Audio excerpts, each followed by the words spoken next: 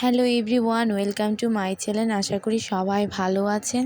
তো আজকে আমি পিঠা বানাবো 3 রকমের, সেই ব্লগটাই তোমাদের সাথে শেয়ার করব। ভালো লাগলে অবশ্যই লাইক করবে আর আমার চ্যানেলটাকে অবশ্যই সাবস্ক্রাইব করে দেবে। তো এখানে আমি নারকেল নিয়ে হাতের মধ্যে দাঁড়িয়ে আছি। তো এই নারকেল দিয়ে আজকে 3 রকমের পিঠা বানাবো। আশা করি ফুল ভিডিওটা দেখবে। তো এখন আমি রান্নাঘরে চলে গিয়েছি। তো রান্নাঘরে গিয়ে এখন কড়াই বসিয়ে দিয়েছি চুলার মধ্যে। তো এখন আমি নারকেলগুলো দিয়ে দিলাম কড়াইয়ের মধ্যে। তো নারকেল দেওয়ার পর তার মধ্যে চিনি দিয়ে দিলাম। তো চিনি দেওয়ার পর এখন আমি নারকেলগুলো ভালো করে নাড়বো। তো নারকেলগুলো ভালো করে নেড়ে তারপর রান্না করব। রান্না করে ভালো করে নারকেলগুলো পাকিয়ে নেব। তো এখন আমি যতক্ষণ নারকেল না হবে ততক্ষণ নাড়তে থাকবো।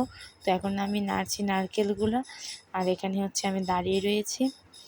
তো নারকেলগুলো অনেকক্ষণ রান্নার পর এরকম হয়েছে। তো দেখুন আমার নারকেলটা হয়ে গেছে পাকানো। এখন আটা আছে এখানে। তো আটা এখন আমি গুলে ফেলেছি। তো আটার ডোটা এরকম হয়েছে। আর এখানে নারকেল পিঠা বানালাম, বানিয়ে কতগুলো রেখে দিয়েছি এরকম করে।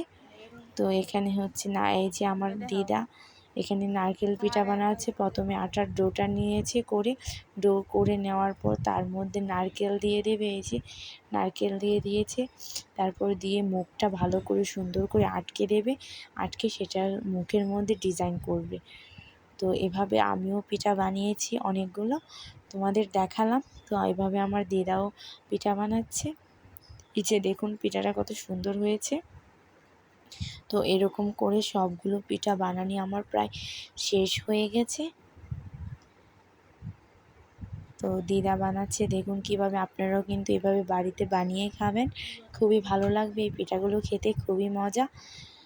তো তারপর এরকমভাবে পিঠা বানাবেন। তো বানানোর পর এখন সবগুলো পিঠা, কিছুগুলো পিঠা দুধ দিয়ে আমি দুধ পুলি বানাচ্ছি। দুধ দিয়ে ভালো করে রান্না করে নিলাম। আর কিছুগুলো পিঠা আমি তেল দিয়ে ভেজে নিয়েছি। আর কিছুগুলো ভাপ দিয়ে নিলাম নারকেল পিঠা। তো এইভাবে 3 রকমের পিঠা বানিয়েছি। তো দেখতেই পাচ্ছেন 3 রকমের পিঠা। তো আজকের মতো ভিডিওটা এখানেই শেষ করছি। সবাই ভালো থাকবেন, দেখা হবে নেক্সট কোনো